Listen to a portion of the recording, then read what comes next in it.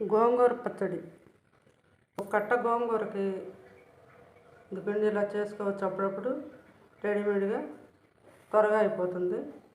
ఒక కట్ట గోంగూర, ఒక 20 పచ్చిమిరపకాయలు, అంటే మరీ పెద్దవి కాకుండా చిన్నవి కాకుండా ఒక 20 పచ్చిమిరపకాయలు ఇరిచేసి శుభ్రంగా కడిగి కుక్కర్లో పెట్టేస్తే 3 కోతల్లో చక్కగా మగ్గిపోతుంది.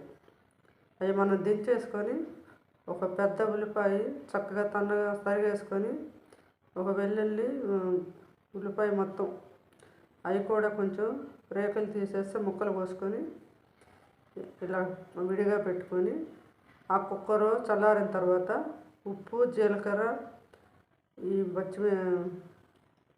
ఉల్లిపాయ ముక్కలు, వెల్లుల్లి కలిపి ఇలా పప్పు గుత్తితోటి కొంచెం ఇలా అనుకుంటే పచ్చడి అయిపోతుంది. చాలా టేస్ట్గా ఉంటుంది.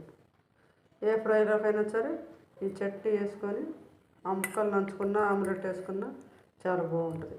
త్వరగా అయిపోతుంది. రోట్లో నూరుకోకుండా కొంచెం పప్పు గుత్త ఇలా మెదిపేసుకుంటే చాలా బాగుంటుంది. ఇలా ట్రై చేసి చూడండి. మీరు నచ్చితే నాకు లైక్ చేయండి.